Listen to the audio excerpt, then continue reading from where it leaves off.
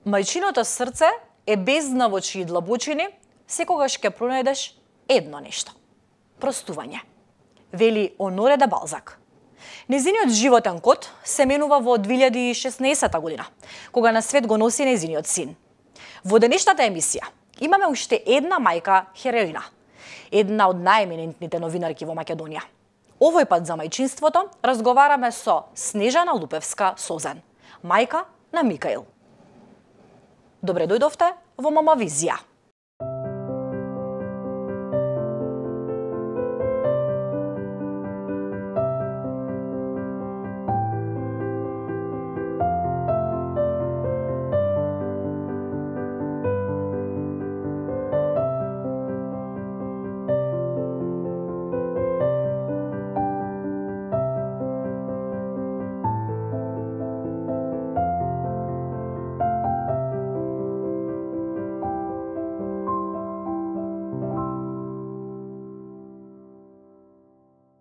Таа е познато телевизиско лице, актуелна директорка на Телма телевизија, една од најхрабрите новинарки во Македонија. Стана препознатлива по незиниот проект, авторската емисија Код. Огромно задоволство ми е што во Мамавизија ќе имаме Снежана Лупевска-Созен. Ви благодарам што ја прифативте поканата и добре ни дојдовте. Ви благодарам и на вас. Од 2016 година вашиот животен код се менува. Станувате мајка. Што се случи таа година за вас? Како ја доживеавте веста дека ќе станете родител? Па, морам да кажам дека тоа беше најголемата вест за мене и најубавата во мојот живот. Затоа што јас детето го родив на 43 години, значи сум имала 42 кога дознав дека ќе бидам мајка. Што навистина ме направи среќна, затоа што пак и Микаил е добиен по природен пат. И голема сатисфакција е жена на тие години да дознае дека ќе биде мајка.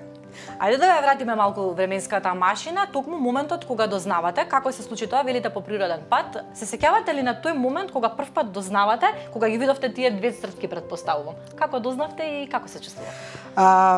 Тоа беше најголема среќа, меѓутоа не беше и лесен патот за да се стигне до таа среќа. Со оглед на тоа што и претходно, за жал, имав бременности кои не завршија успешно. Не беа први две цртки во мојот живот по природен пат. За жал, имав две бременности кои што завршија спонтано, како што не треба, и овој пат бев максимално предпазлива. Среќата беше голема, меѓутоа се додека не се осигураме дека се во ред со таа бременост, се до тогаш стравовите беа огромни. Имате интересна животна приказна, кога ве поканив, ми велите, а што ќе зборувам јас? Сте од мешан брак, и тоа е една интересна животна приказна. Има примери, има семејства кои што живеат овде на нашето поднебје, но вие како јавна личност станувате специфични за пошироката јавност токму по тоа. Го запознавате вашиот сопруг кој што е од Турција, го запознавате во Србија. Како се спојувате и како падна одлуката да живеете токму во Македонија? Да, па јас еве да се присетам, тогаш беше многу актуелно кога се омажив. Се омажив во 2014 година во февруари, значи веќе сме 11 година во брак. Беше интересна тема и тогаш, и сега веќе се навратам на нешто од пред толку години. Ние се запознавме некаде во 2012 година во Белград, случајно, затоа што мојот сопруг работеше во Стопанската комора на Истанбул во тоа време и доста патувал во регионот, дури знаеше и српски да зборува во добар процент. Јас како новинар исто така бев службено во Белград и така се запознавме таму, иако никогаш не ни сонувавме дека ќе завршиме заедно и пак дека тој пак ќе дојде да живее во Скопје. Меѓутоа, не е точно дека далечината ги оддалечува луѓето, напротив, може многу повеќе да ги сближи. Може би преку многу разговори и телефонски, и на интернет, преку многу интересни средби кои секогаш се случува во други земји. Оти не можев и јас секогаш да одам во Турција и тој секогаш не можеше да дое во Македонија. Да речеме, кога доаѓаше во регионот, јас одев и во Турција, па тој доаѓаше во Скопје. И свативме дека имаме многу заеднички нешта. кои што не спојуваат без оглед на огромната оддалеченост, бидејќи мојот сопруг роден е на Црно море, горе во северна Турција, а тоа е 1800 километри оддалечено од Скопје. Иако долги години живеел во Истанбул, се уште има таму стан. Така што таа ниту верската разлика, ниту националната разлика, ниту говорната пречка, нормално англиски, српски и по некој збор турски, не беа пречка да ние решиме дека треба таа врска да ја завршиме со брак.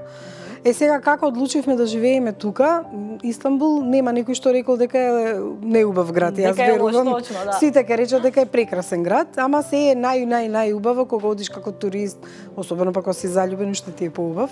Има кај да одиш да шеташ и се. Меѓутоа, начално не е лесен за живеење, бидејќи голема е дистанцата да одиш на работа, да се вратиш. Особено за семејство е тешко, особено со мало дете, да го однесеш во градинка, на училиште, па нема кој да го чува и слично. Ние сме многу мала земја, многу маани си наоѓаме на државата или местото во кое што живееме, ама има, верувате, и многу предности кога ќе спородиш со една метропола од таков тип.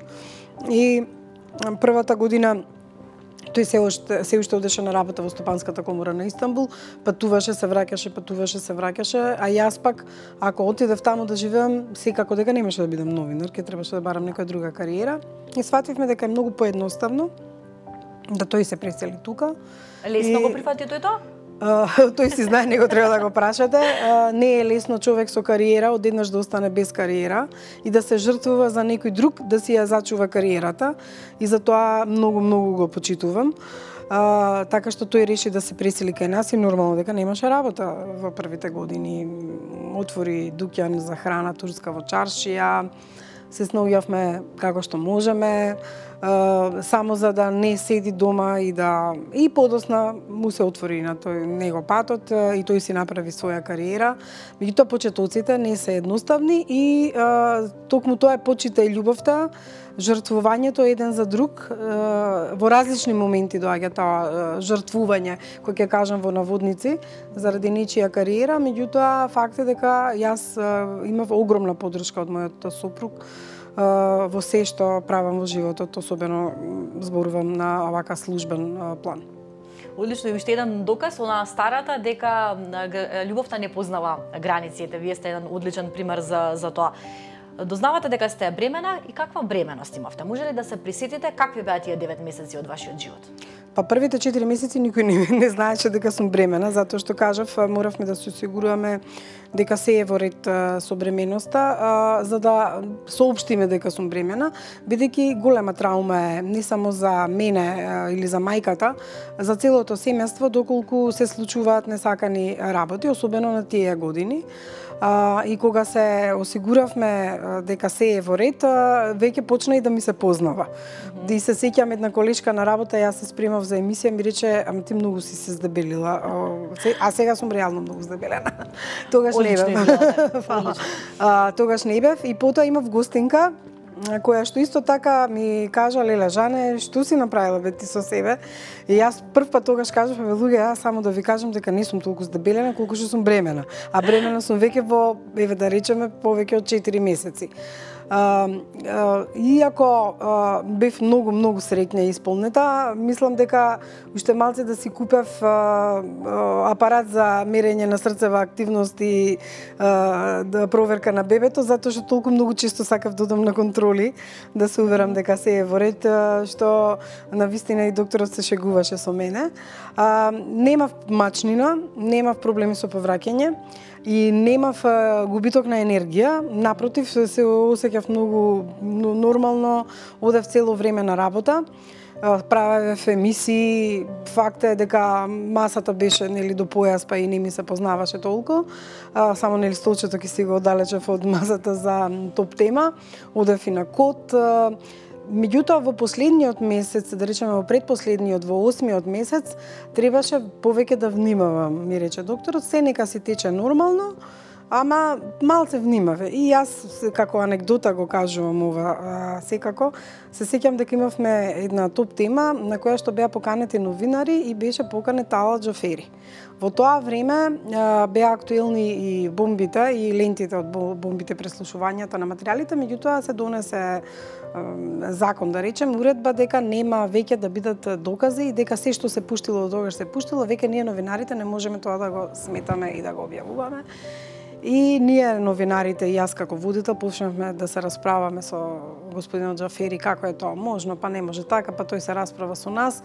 И толку жолчна беше расправата да на крајот од емисијата ми се јави гинекологот и ми кажа: Снежана, те молам веќе да не каниш вакви гости, ако може, во емисија, бидејќи ти си веќе треба да се пораѓаш. Не треба да се вознемирувате. Тука опомена од докторот. И се сеќам дека и друга емисија која правев ми го понудија господинот Џафери и јас кажав: забрането ми од лекар, не може господинот Џафери да дојде, тоа беше на шега. До ден денес мислам вака ја раскажувам затоа што беше интересно, меѓутоа ете тоа беше единствената забрана што ми ја кажа докторот, да не канам гости кои што толку ќе ме возбудат во емисија. Така што дојдовме до времето на пораѓајот, 9 месец, без гости кои што ме возбудуваат. Одлично.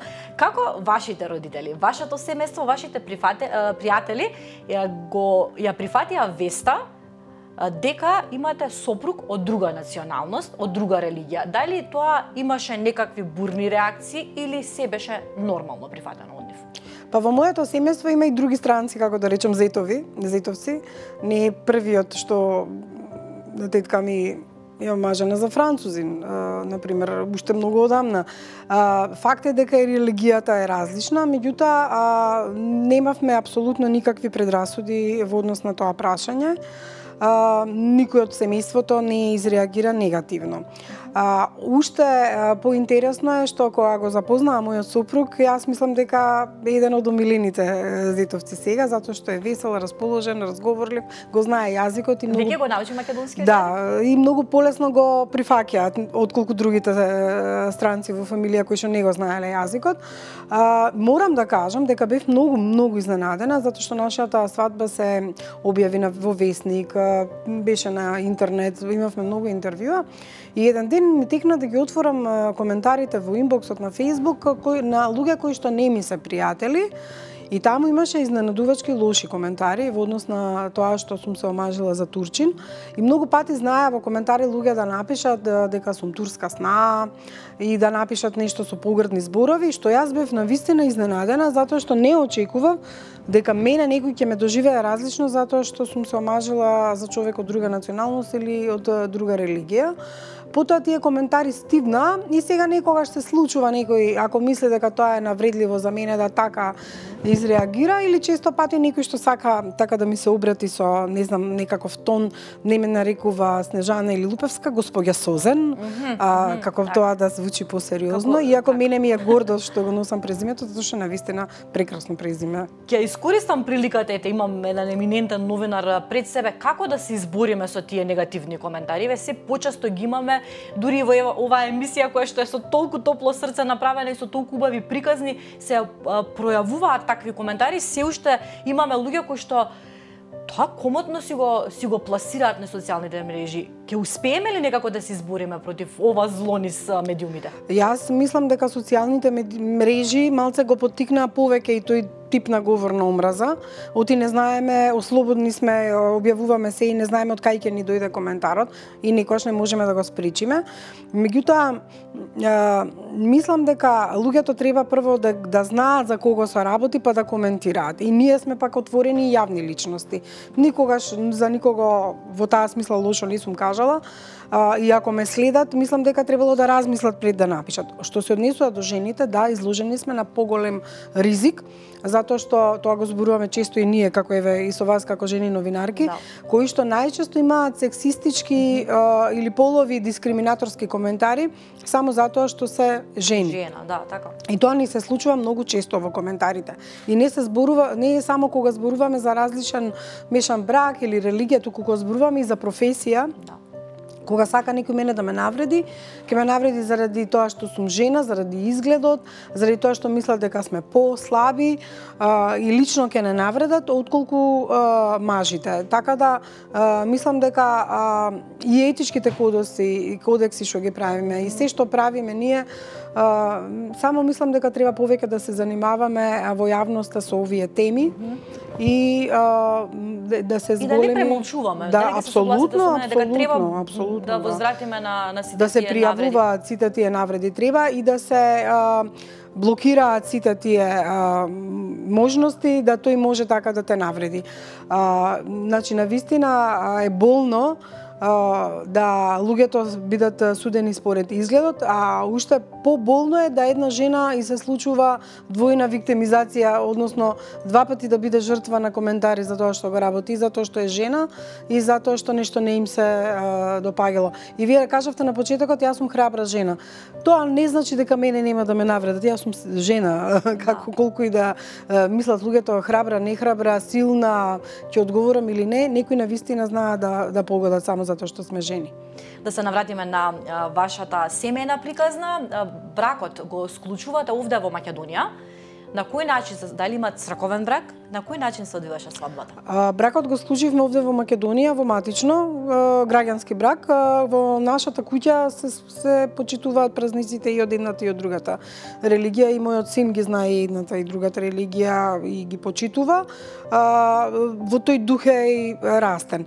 Направивме граѓански брак во матично и на мојот супруг баш му беше, мислам, и возбудливо и интересно така. Во Турција не правевме свадба, правевме многу мала свадба, исклучиво со нашите пријатели. Може би 40 на луѓе имаше, ама јас за тоа кажав, па кога ќе правиме мекици, ако ни се роди дете, сите роднини да ги повика мажот ми ги повика тогаш роднините.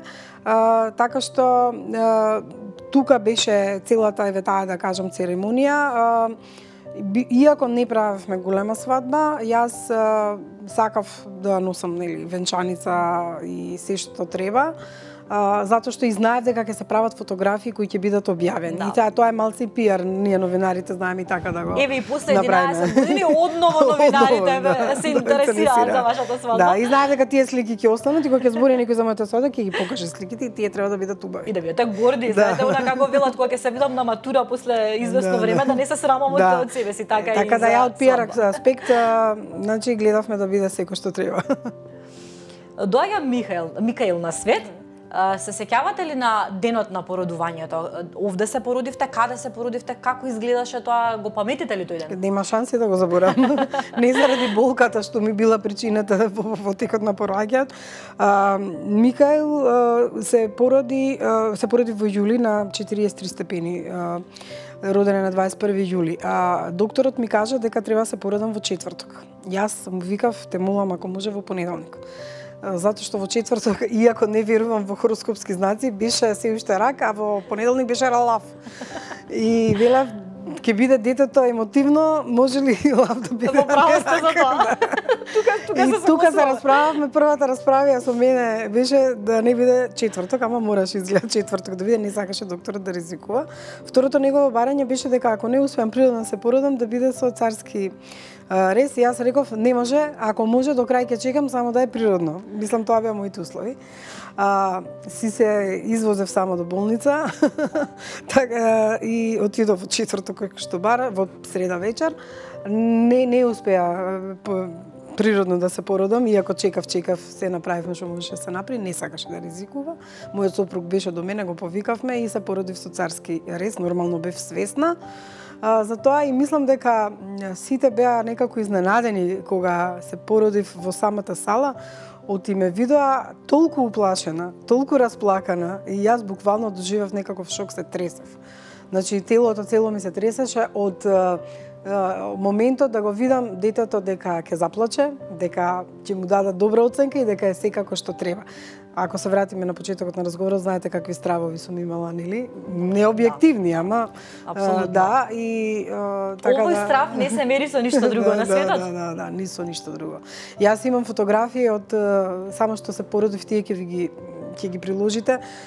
Микел само што се роди и кога го ставија на масата да го видат како е што е, среќа докторката го има фотографирано со се папучната врвка се уште не скината, не санирана. И Никола ми кажа дека мислам дека речи си 10 беше оценката или 9.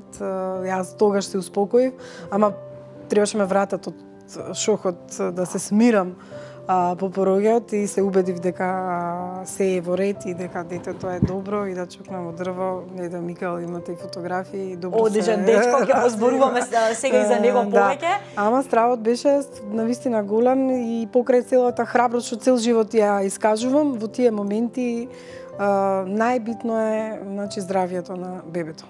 Да, и тогаш јас секогаш велам со сите мајки досега што се сретнав и секоја една го повторува тоа дека впрочем тогаш не мислиш на себе, туку мислиш на бебето и бебето е најважно, веќе друг никој не е важен. Микаел има многу интересно име, јас впрочем и да не сум слушнала друг да се вика така. Микаел, да, се трудам да не погрешам. Како го добива името? Микаел е име кое што е добиено затоа што го има и во нашата религија и во муслиманската. Го има и во Куранот, го има и во Библијата. Тој е ангел, еден од ангелите. Така што Габриел и Микаел се имиња кои што може да се применат слободно кај нас, а второ интернационални се. Бидејќи во Турција е со К, и таму е така напишано, ние го заведовме тука Микаел со К, и во Турција е многу нормално името Микаел и не е чудно зошто се вика Микаел. Од друга страна, било каде да оди во светот, Микаел е поприфатливо и мислам полесно за изговарање. Така што името му е интернационално и мене ми се допаѓаше од секогаш затоа што направивме договор со мојот сопруг дека ќе одбереме име кое што во кое што и двајцата ќе се согласиме, иако ги проверивме сите имиња турски машки и сите македонски, не дека не ги проверивме, да видиме дали има подобро, немаше подобро за нас од Микаел. Апсолутно.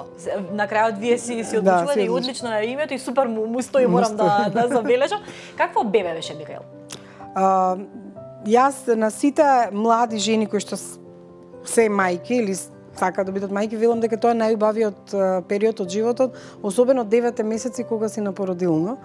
Прво никој не ти дава одмор 9 месеци од работа, особено како мојата. 9 месеци е период кога навистина мајката му е потребна на детето. Беше мирен, нормално со сите тие пропретни работи, грчеви кога ќе фатат, заби кога ќе му растат. Меѓутоа, кога не се проодени, нели лесно е во количка ќе оставиш, ќе си читаш книга во парк и идеално ти е. Навечер не плачеше, не правеше проблеми, што е најбитно за мене цицаше. Јас на почетокот, бидејќи бев со царски, не можеше веднаш да цица и тоа беше уште една анекдота, го донесовме бебето дома. Мене цело време ме учеа во болница како да го дојам. Значи, не ме учеа како да му направам вештачко млеко. Стигнавме дома, бебето плаче, ја не можам да го надојам, не ми текнува се што треба да направиме. Имавме купено за среќа вештачко млеко. Меѓутоа, толку бев преокупирана дека се треба да е најстерилно у свет, ни текна дека гезве не сме купиле или она за грејење вода всушност. И како сега ние млекото ќе го направиме? Мислам дека Микаел првото млеко што го испи со ладна вода, а не со загрејана вода. Се нема пожалено, ти не памти. Ама потоа ете се научивме и тоа да го направиме. Потоа имав млеко и почна да цица, што ми беше од голема важност. Сега машките деца се такви приврзани, барем мојаво за мајката. Да, и кога цица повеќе и кога те гушка повеќе, па и кога ти е повеќе награди и кога јас имав таква навика да ми заспие на мене. Постоа е потешко да го одвоиш од себе и до ден денеска тоа одвојување оди тешко. Ние сме многу поврзани. Така што меѓутоа има така некои работи што ми се фасцинантни за Микаел. Например, кога се породив, првите играчки што му ги донесоа во првиот и вториот ден во болница, мои пријателки и блиски, например една кугла со музика која е така убава музика за деца од Бетовен или нешто слично, и со звездено небо до ден денеска заспива вклучувајќи ја музиката и таа кугла. Значи, не можам да сватам како децава се поврзуваат со предмети, кои што биле, еве, од првиот ден така заспева и се уште, тој сака да слуша музика, особено таков тип на сериозна музика, меѓутоа куглата се уште е актуелна, иако ќе наполни 9 години. Да, сега полни 9 години оваа година, сака да слуша сериозна музика, класична музика. Да, сака да заспие со класична музика, и затоа го запишавме на музичко во Луи, да научи да свири пијано, не мора да е пијанист, ама со оглед на тоа што ја ги разбира композиториве и сака да ја слуша нивната музика, мислев дека ќе му биде подобро да ги научи како што треба и да не мора да чита од интернет, туку навистина да школски да го има, да го има и тоа знаење. Може па и ќе стане некој пијанист, не можеме да знаеме некој. Јас си викам дека може додека не стане тинејџер, кога ќе стане тинејџер ќе видиме што ќе сака. А каков е сега? Што прави во слободното време? Тој е сега второ одделение? Трето одделение тој. Одличен ученик? Да, немаме никакви забелешки се уште. Добро е што е во школа каде што се уште читаат книги. И тоа ми е голема сатисфакција затоа што во неделата треба 80 минути да прочита, јас да видам дека ги прочитал и да дадам рапорт дека ги прочитал. Али но книги, не на интернет, туку книги како што ние читавме. Опипливи книги. Тоа ми е голема сатисфакција кај него. Сака предмети, математика сака повеќе, сака некои иновации. Математика сака повеќе, за разлика од вас сака? Пишува. Сега тоа е втората придобивка што имаме од училиштето, мора да напише 2 есеја во текот на неделата.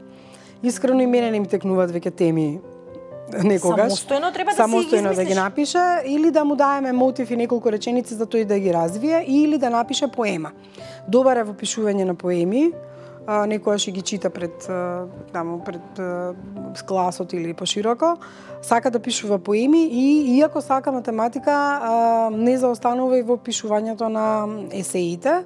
Ова е ретко за некој да ги сака и двете страни. Па мајка ваква која има мора. Например, ќе рече, не знам веќе зашто да пишувам. Јас не гледам ни собата, викам, пишува за школки, еве има школки тука. И ќе развие на тема школки поема.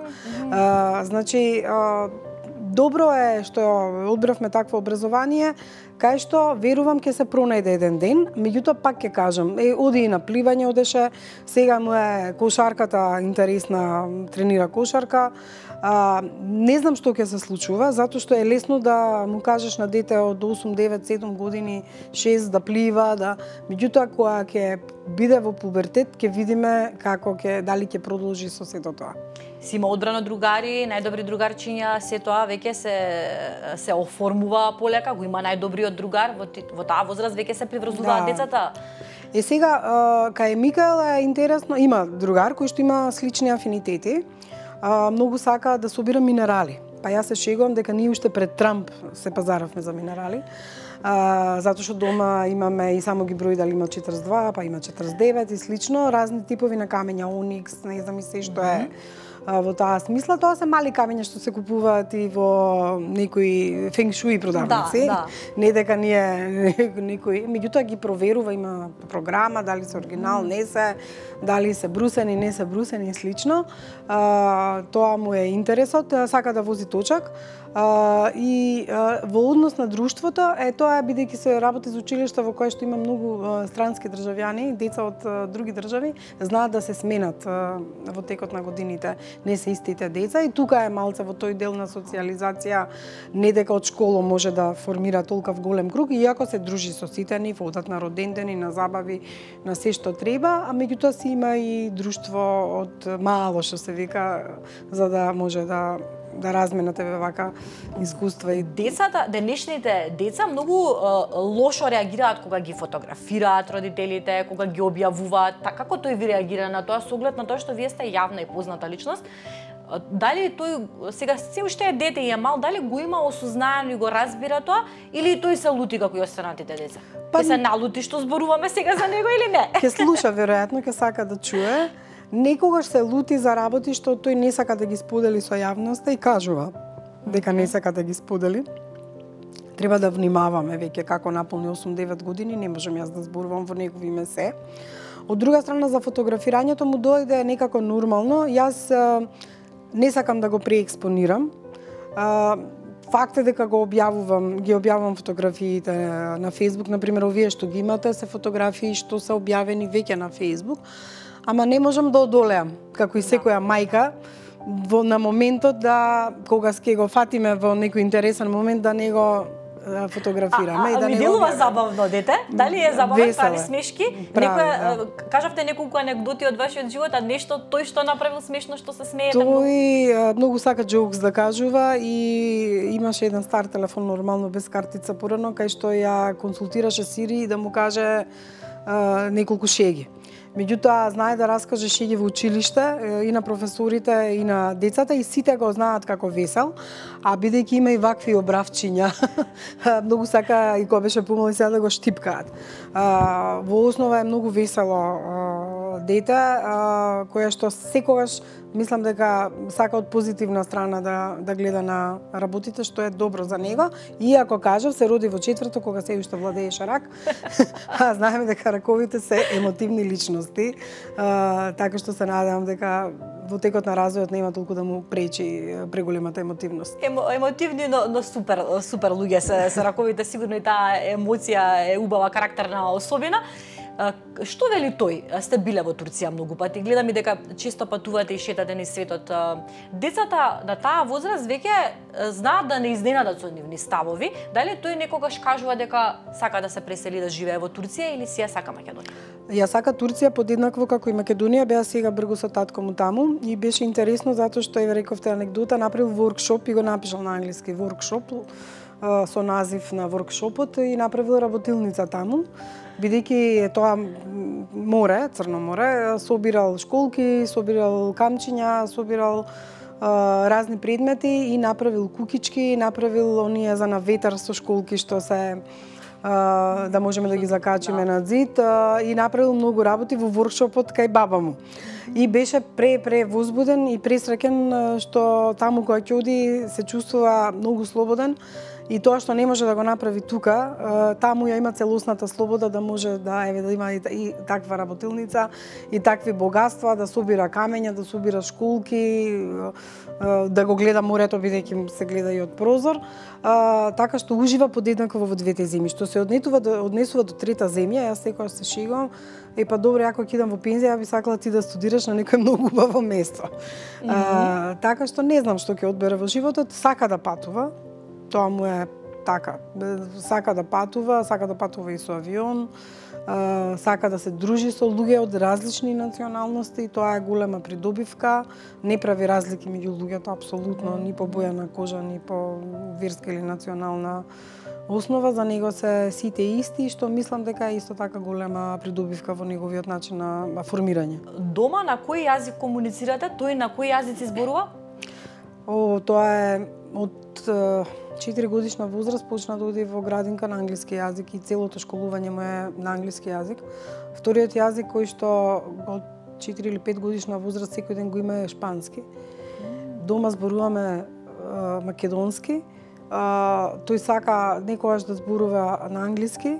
Ние се трудиме, односно јас, да зборуваме македонски за да ја научи граматиката, бидејќи морам да кажам дека нема добра граматика секогаш. Чита и пишува нормално на македонски и тоа е исто знае, мислам, апсолутно не може да живее во земја да не го знае барем јазикот и писмото. Ако му треба, се надам дека ќе го усоврши уште повеќе.